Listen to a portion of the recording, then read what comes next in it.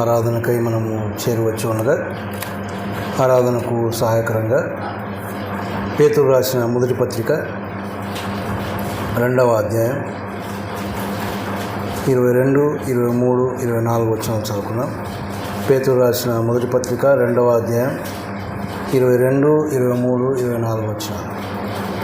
ఆయన పాపము చేయలేదు, ఆయన నోటను ఏ కపటమును కనబడలేదు, ఆయన దూషింపబడి బదులు దూషింపలేదు, ఆయన శ్రమ పెట్టబడి బెదిరింపక న్యాయముగా తీర్పు తీర్చు దేవునికి తన్ను తాను అప్పగించుకున్నాడు.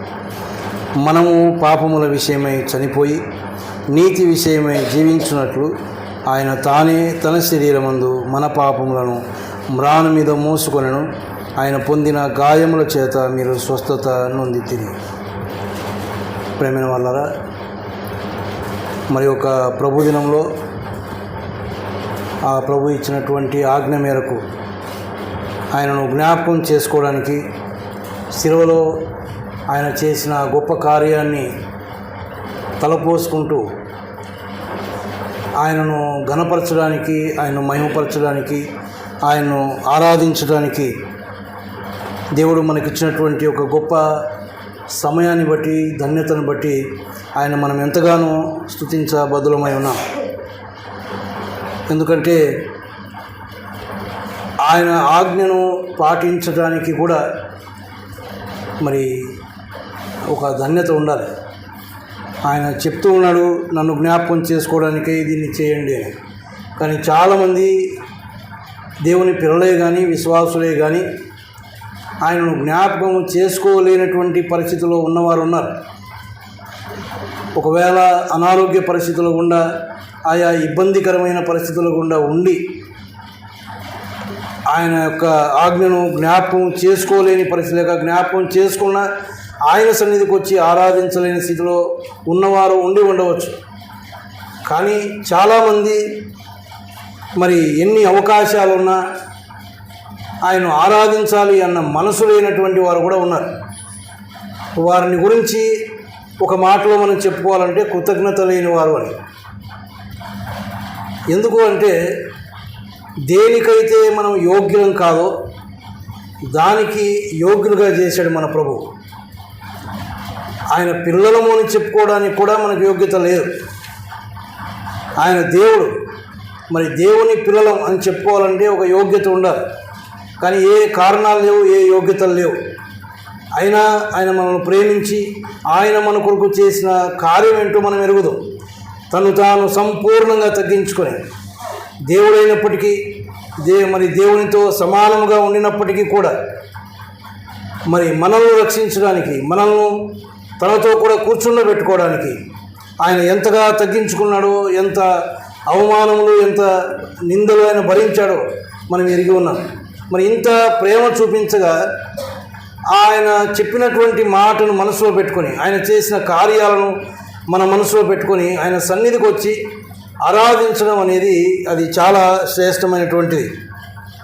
మరి పేతురు గురించి మనం ఆలోచన చేస్తే, ఈయన మన ప్రభు అయినటువంటి యేసుక్రీస్తుతో కూడా ఉన్నటువంటి వాడు. ఆయన శిష్యుడు, 12 మంది శిష్యుల్లో ఒకడైనటువంటి వాడు. ఆయనతో కూడా ఉన్నటువంటి వాడుగా మనం చూస్తాం. ఆయనతో సంచరించినటువంటి వాడు, ఆయనతో ఒక సంబంధం కలిగినటువంటి వాడు.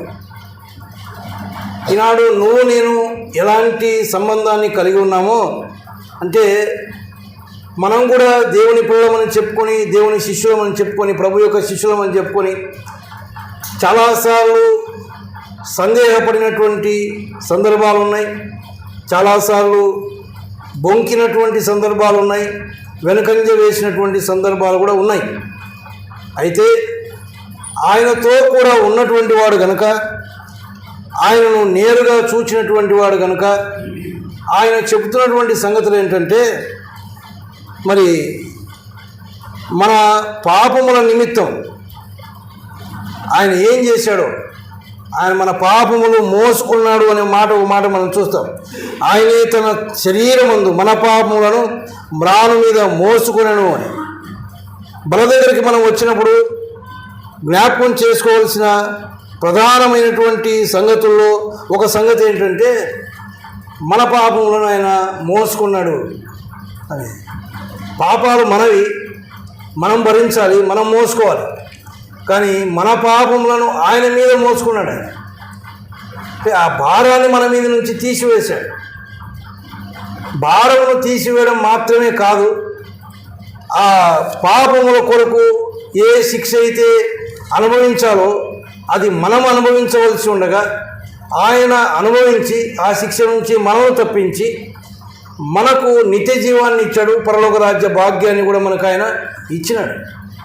ఈ సంగతులను మరి ఇక్కడ పేతురు రాస్తూ ఏమంటూ ఉన్నాడంటే, మన పాపములను మోసినటువంటి ఆ ప్రభు ఎలాంటి వాడు అని ఆయన గురించి చెప్తా ఉన్నాడు. అంటే ఆయన పాపము చేయలేదు, ఆయన నోటను ఏ కపటమును లేదు అని ఆయన గురించి సాక్ష్యం ఇస్తూ ఉన్నాడు. మనలాగా కేవలము దేవుని యొక్క గ్రంథాన్ని చదివినటువంటి వాడు కాదు, దేవుని యొక్క వాక్యాలను విని చెప్తున్నటువంటి వాడు కాదు. 3.5 సంవత్సరాల కాలం దాదాపుగా ఆయనతో ఉన్నటువంటి వాడు, ఆయనను సమీపంగా చూచినటువంటి వాడు, ఆయనతో సంచరించినటువంటి వాడు. ఆయన అంటూ ఉన్నాడు, ఆయనలో ఏ పాపము లేదు, ఆయన పాపము చేయలేదు, ఆయన నోటను ఏ కపటమును లేదు. అంటే పాపము లేని జీవితము కలిగినటువంటి మన ప్రభు, మనము పాపములను మోసినటువంటి మన ప్రభు ఎవరు అంటే ఆయనలో పాపం లేదు, ఆయన నోట కూడా ఏ కపటము లేదు అని అంటా ఉన్నాడు. ఇంకొక మాట పౌలు కూడా హెబ్రీయులకు రాస్తూ ఏమంటాడంటే, హెబ్రీయులకు రాసిన పత్రిక 4వ అధ్యాయం 15వ వచనంలో, మన ప్రధాన యాజకుడు మన బలహీనతల యందు మనతో సహానుభావం లేనివాడు కాడు, కానీ సమస్త విషయములలోనూ మన వలనే శోధింపబడినను ఆయన పాపము లేనివాడుగా ఉండెను.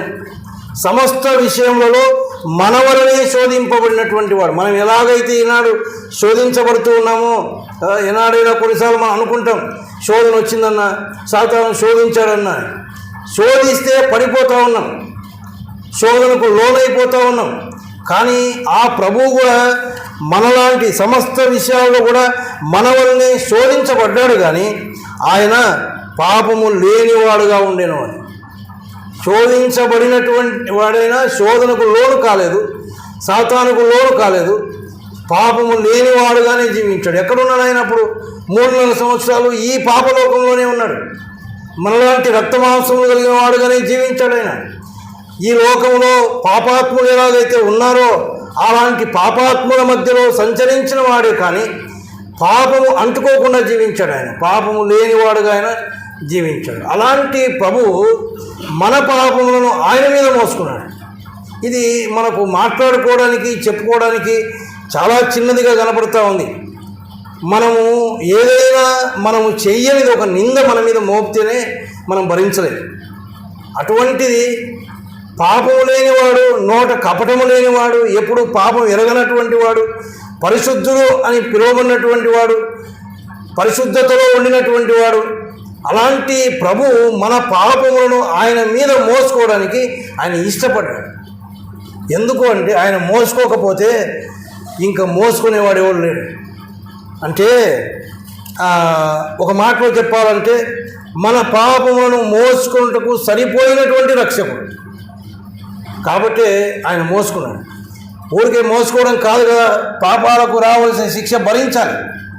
కాబట్టి ఆయన మాత్రమే మన పాపములను మోసుకున్నటువంటి వాడు అని మనం చూస్తాం. ఇంకా కాదు, ఆయన ఈ లోకంలో జీవించినప్పుడు ఆయన మీద అనేకమైన నిందలు మోపారు. అసలు ఆయన ఒక మాట ఏమన్నాడంటే, నాలో పాపం ఉన్నదని మీలో ఎవరైనా స్థాపించగలరా అన్నాడు. అదొక సవాల్. ఎవరున్నారు అటువైపు అంటే కాచుకొని ఉన్నటువంటి వారు ఉన్నారు, ఆయన మీద నిందలు మోపాలని, ఆయనలో ఏదైనా తప్పు ఉంటే పట్టుకుందామని ఆయన శోధించేవారు ఉన్నారు. అలాంటి వారి ముందు సవాలు విసిరాడు ఆయన.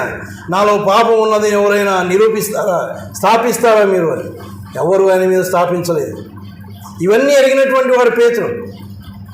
యోహాను సువార్త 8వ అధ్యాయంలో వ్యభిచారముందు పట్టబడిన స్త్రీ వచ్చినప్పుడు కూడా మీరు పాపం లేనివాడు ఆమె మీద రాయి వేయవచ్చు అన్నప్పుడు ఎవరూ రాయి వేయలేదు. పెద్దవాడి నుంచి చిన్నవాని వరకు అందరూ బయటికి వెళ్ళిపోయారు, ఆయన ఒక్కడే మిగిలిన అనే మాట మనం అక్కడ చూస్తాం. ఆయన ఒక్కడే మిగిలినాడు. ఎవరైనా పాపం లేనివాడు, ఆయనలో పాపం లేదు కాబట్టి ఆయన నిలబడ్డాడు అక్కడ. ప్రియమైన వాళ్ళారా, అటువంటి ప్రభు నీ నిమిత్తము నా నిమిత్తము మన పాపముల యొక్క ప్రాయశ్చిత్తార్థమై మన పాపములను ఆయన మీద మోసుకున్నాడు అని మనం దేవుని యొక్క గ్రంథంలో మనం చూస్తా ఉన్నాం. అంత మాత్రమే కాదు, పాపములను మోసుకున్న తర్వాత ఆ పాపానికి రావలసిన శిక్ష ఉంది. అది చాలా భయంకరమైనటువంటి మరణం, భయంకరమైన శిక్ష. దాన్ని కూడా ఆయన సహించుకున్నాడు అని మనం చూస్తాం. చూడండి, 23వ అధ్యాయంలోనికి వచ్చేసరికి ఆయన దూషింపబడి బదులు దూషింపలేదు, ఆయన శ్రమ పెట్టబడి బెదిరింపక న్యాయముగా తీర్పు తీర్చు దేవునికి తన్ను తాను అప్పగించుకున్నాను. ఆయన దూషింపబడి ఎందుకు దూషించబడాలి? ఆయన పాపం చేయలేదు, మరి ఎందుకు దూషించాలి? పాపం చేసిన మనం దూషించబడాలి.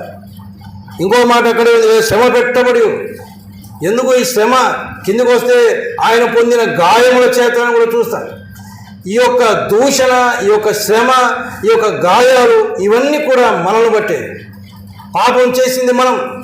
ఎంత పాపాత్మలమో మనం ఎరుగుదాం. ఎంత భయంకరమైన పాపాలు చేసినటువంటి వారమో మన యొక్క వ్యక్తిగత జీవితాలను మనం ఎరిగి ఉన్నాం. ఆ పాపములను బట్టి దూషించబడాల్సింది మనమే, గాయపరచబడవలసింది మనమే. ఒక్కొక్క పాపానికి రావాల్సిన శిక్ష భయంకరమైన శిక్ష. కానీ అడ్డుపడ్డాడు ఆయన. దూషించబడి బదులు మౌనంగా ఉన్నాడు. అన్ని శ్రమలు సహించి మౌనంగా ఉన్నటువంటి వాడు. మాట్లాడడానికి లేదు. ఎందుకు మాట్లాడడానికి చేత కాదా? మాట్లాడగలడు. కానీ ఆయన మన పాపములను భరించడానికి నిలబడ్డాడు.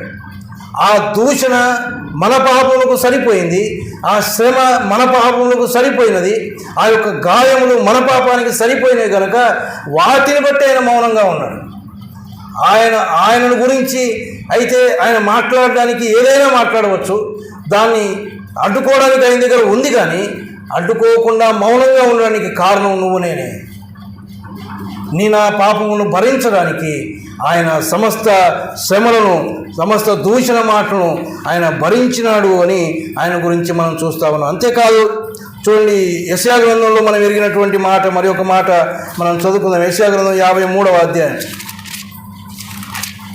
7వ వచనంలో, అతడు దౌర్జన్యము నందెను, బాధింపబడినను అతడు నోరు తెరవలేదు, వదకు తేయబడి గొర్రె పిల్లయు బొచ్చు కొత్తరించు అనేది గొర్రెయు మౌనముగా ఉండినట్లు అతడు దౌర్జన్యము నొందెను. దౌర్జన్యం చేయడం అంటే మనం ఎరుగుదాం. ఆయనను దౌర్జన్యం చేశారు, కానీ దాన్ని భరించుకున్నాడు. ఎలాగంట, బాధింపబడిన నోరు తెరవలేదు, వదకు తేయబడు గొర్రె పిల్ల బొచ్చు కత్తరించుకు అనేది గొర్రె మౌనంగా ఉన్నట్టు ఆయన మౌనంగా ఉన్నాడు. ఒక వదకు తేయబడే గొర్రె పిల్ల ఎలాగైతే మౌనంగా ఉండిందో అలాంటి మౌనం వహించినటువంటి వాడు మన ప్రభు అయినటువంటి యేసుక్రీస్తు.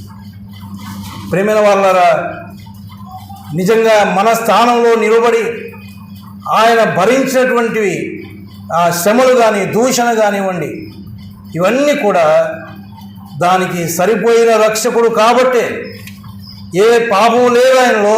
ఆ శ్రమలు సహించడానికి కూడా ఆయన ఇష్టపడ్డాడు, మౌనంగా భరించాడు. తర్వాత మన స్వస్థత కొరకు గాయపరచబడినటువంటి ప్రభు, ఆయన పొందిన గాయముల చేత మనకు స్వస్థత కలుగుచున్నది అని మనం చూస్తాం. ఆయన పొందిన గాయముల చేత మన ఏ స్వస్థత? శరీర సంబంధమైనటువంటి స్వస్థత కాదు. పాపం అనే రోగము చేత నిండినటువంటి వారు, అరికాలు మొదలుకొని నడినెత్తి వరకు చెడిపోయినటువంటి వారు. ఈ రోగము బాగు చేసేవాడు ఎవడూ లేడు, ఏ వైద్యుడు లేడు మన రోగాన్ని బాగు చేయడానికి. పాప రోగమును బాగు చేయడానికి సమర్థుడైనటువంటి వాడు మన ప్రభు అయినటువంటి యేసుక్రీస్తు మాత్రమే. ఆయన పొందిన గాయములు, ఏ పాపానికి ఏ గాయం అవసరమో ఆ గాయములన్నీ ఆయన పొందాడు. అరికాలు మొదలుకొని ఎక్కడ ఇంకా కాలి కనపడడం లేదు. చనిపోయింది మనం, గాయపరచబడింది ఆయన. ప్రేమైన వాళ్ళరా, ఎంతటి ప్రేమ శిలువలో ఆయన మన పట్ల చూపించాడో మనం చూస్తూ ఉన్నాం. ప్రతి దెబ్బ కూడా, ఆయన మీద పడినటువంటి ప్రతి దెబ్బ కూడా మన మీద పడవలసింది. ఆయన పొందిన ప్రతి గాయం మనది. తలకు ముళ్ళ కిరీటం పెట్టారా, ఆ ముళ్ళు గుచ్చుకున్నాయి, అది గుచ్చుకోవాల్సింది నీకు నాకు. ఎందుకు? తలతో ఆలోచించి చేసినటువంటి పాపములు ఎంత భయంకరమైన పాపాలో మనం ఎరిగి ఉన్నాం. దానికి సరిపోయినటువంటి వారం మనం ఆ గాయాలకు. కానీ మన ప్రభువు మనకు మారుగా ఆ గాయాలు అనుభవించాడు. చేతులకు మేకులు కొడుతూ ఉన్నారు. ఎందుకని? చేతులతో చేసిన పాపాలు ఉన్నాయి. ఎరుగామా మనకు తెలియదా ఏ పాపాలు చేసామో? తెలుసు మనకు. ఆ పాపానికి ఆ భయంకరమైన గాయం మనం పొందాలి. కానీ ఆయన అడ్డుపడ్డాడు, ఆయన చేయి పెట్టాడు, మేకులు బిగించారు, కొడవలతో కొడుతూ ఉన్నారు వీపు మీద. తప్పించుకోవడానికి చేత కాదా? తప్పించుకోలేదు ఆయన. ఆ శిక్ష అంతా భరించాడు ఆయన. కాళ్ళకు మేకు బిగించారు, నడిచి చేసిన పాపాలు. హృదయంతో తలంచి, హృదయంలో మనం ఊహించి చేసినటువంటి పాపాలు ఉన్నాయి. ప్రక్కలో బల్లెపుపోటు. ఆ శిలువలో ఒకసారి మనం ఆయన చూస్తే అరికాలు మొదలుకొని నడినెత్తి వరకు గాయము లేని స్థలం లేదు. నిలువెల్లా రక్తమయమైపోయాడు ఆయన. ఒక మాంసపు ముద్ద అంటే ఆకారం లేకుండా ఆ యొక్క మాంసపు ముద్ద వేలాడబడితే ఎలా ఉంటుందో అలాగా ఆయన వేలాడబడ్డాడంటే ఆయన స్వరూపాన్నంతటినీ కోల్పోయాడు ఆ శిలువలో. ఆయన గురించి మనం చూస్తే ఆయన ధవలవర్ణుడు, రత్నవర్ణుడు, 10,000 మందిలో గుర్తింపదగిన వాడు, లేత మొక్క వలె పెరిగినటువంటి వాడు, మహా తేజస్సులో ఉన్నటువంటి వాడు. కానీ నీ కొరకు నా కొరకు అట్టి స్థితికి రావడానికి ఆయన ఇష్టపడ్డాడు. ఆయన భరించకపోతే నీకు నాకు రక్షణ లేదు. ప్రేమైన వాళ్ళారా, ఎంత ప్రేమ ఆయన చూపించాడో ఆయన గురించి ఆయన సరిపోయినటువంటి రక్షకుడుగా ఆయన మన నిమిత్తం ఆ యొక్క శిలువలో మరణించినట్టుగా మనం చూస్తూ ఉన్నాం. ప్రేమైన వాళ్ళారా, ఈ యొక్క ఆయన పాపం లేనప్పటికీ ఆయన శ్రమలు మౌనంగా అనుభవించి, ఆ దూషణ మాటలు మౌనంగా అనుభవించి, ఆయన పొందిన గాయముల చేత ఈ యొక్క శిలువ మరణము ద్వారా మనకు దొరికింది ఏంటి అంటే మన పాపములకు క్షమాపణ దొరికింది. మన అపరాధములు తొలగించబడ్డాయి. దేవునితో ఒక సంబంధం ఏర్పడింది. శిలువలో ఆయన అంటాడు, నా దేవా నన్నెందుకు చేయి విడిచితివి. మొట్టమొదటిసారి ఏమన్నాడు? తండ్రి అన్నాడు. కానీ ఇప్పుడు అంటా ఉన్నాడు, నా దేవా. ఆ సంబంధాన్ని ఆయన కోల్పోయాడు. ఆ సంబంధాన్ని నీకు నాకు ఇచ్చాడు. ఈరోజు తండ్రి అని పిలుస్తాం. ఎక్కడి నుంచి వచ్చింది ఆ ధన్యత అంటే? శిలువలో ఆయన ఆ యొక్క సంబంధాన్ని ఆయన కోల్పోయి నీకు నాకు ఇచ్చాడు. ఆయన ఎంత ధైర్యంగా అయినాడు, తండ్రి అని పిలుస్తూ ఉన్నాం. వాస్తవానికైతే ఆ యోగ్యత మనకు లేదు, ఆ ధన్యత మనకు లేదు, ఆ స్థితి మంది కాదు. ప్రేమైన వాళ్ళారా, పాపం లేనివాడు మన పాపం ఆయన మీద వేసుకున్నాడు. ఆ శిక్షను, ఆ శ్రమలను, అవమానాలను ఆయన మౌనంగా భరించాడు. ఆయన పొందిన గాయముల వలన మనకు స్వస్థత. మరి ఇప్పుడు మన స్పందన ఏంటి? ఆయన పాపం చేయలేదు, మనం ఎరుగుదాం. ఆయన నోట ఏ కపటము లేదు, మనం ఎరుగుదాం. మన శ్రమలన్నీ ఆయన భరించాడు, మన దూషణ మాటలు ఆయన భరించాడు, మన అవమానములు, మన నిందలు ఆయన భరించాడు, మనం ఎరుగుదాం. ఆయన పొందిన గాయముల చేత మనకు స్వస్థత దొరికింది అని చెప్పుకుంటూ ఉన్నాం, అది కూడా మనం ఎరుగుదాం. మరి మన స్పందన ఏంటి? ఎందుకు వచ్చాం మనం? ఆ కృతజ్ఞత మనలో ఉందా? ప్రభువా, నా స్థానంలో నువ్వు నిలబడ్డావు కదా, నీలో పాపం లేకపోయినా, నీలో ఏ దోషము లేకపోయినా, నా పాపాలు నీ మీద మోసుకొని ఆ శిక్షను నువ్వు భరించావు కదా ప్రభువా, నేను పొందవలసిన గాయాలు నువ్వు పొందావు కదా నాయన అని ఆ హృదయంతో వచ్చి ఆయన్ను కృతజ్ఞతతో ఆరాధించగలుగుతున్నామా? ఇంతగా మన స్థానంలో నిలబడి ఎన్ని బాధలు అనుభవించినటువంటి ప్రభువు నీ నుంచి నా నుంచి కోరుకునేది ఏంటంటే విరిగి నలిగినటువంటి హృదయంతో ఆయన స్తుతించడం. ఇంతే ఆయన కోరుకుంటా ఉన్నాడు. ఇది కూడా నేను చేయలేకపోతే, ఈ హృదయంతో కూడా మనం వచ్చి ఆయన్ను ఆరాధించలేకపోతే, ఆయన కోరుకున్నట్టుగా, ఆయన ఆశించినట్టుగా మనం ఆరాధించలేకపోతే మనం ఇంకా ఎంత కృతజ్ఞత లేని వారం. ప్రేమైన వాళ్ళారా, ఈ ఉదయకాల సమయమున మన ప్రభు మన నుంచి కోరుకుంటున్నది అదే. ఆరాధించడానికి వచ్చాం. మన హృదయాలు ఎలా ఉన్నాయి? ఆయనతో మనకున్న సంబంధం ఎలాంటిది? పేతురు ఆ సంబంధం కలిగి ఆయన గురించి చెప్తున్న మాటలు ఏంటంటే, ఆయన ఏ పాపము చేయలేదు, ఆయన నోటే కపటము లేదు, ఆయన బదులు దూషించలేదు, ఆయన శ్రమ పెట్టబడి బెదిరింపక న్యాయముగా తీర్పు తీర్చు దేవునికి తను తానే అప్పగించుకున్నాడు. ఇగో మనము పాపం విషయమై చనిపోయి నీతి విషయమై జీవించాలని ఆయన మన పాపముల నిమిత్తం ఆయన పొందిన గాయముల చేత మనకు స్వస్థత ఆయన కలగజేసి మనం నీతిమంతులుగా చేశాడు. ఇన్ని కార్యాలను చేశాడు, కానీ మన స్పందన తిరిగి మనం ఆయనను ఎలాగ ఆరాధిస్తూ ఉన్నాం? మన ఆరాధనను బట్టి ఆయన ఆనందిస్తూ ఉన్నాడా?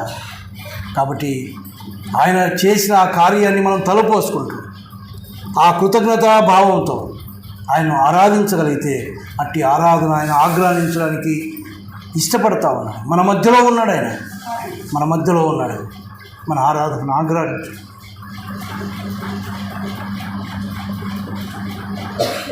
ఎటువంటి ఆరాధన ఆయనకు అర్పించగలం?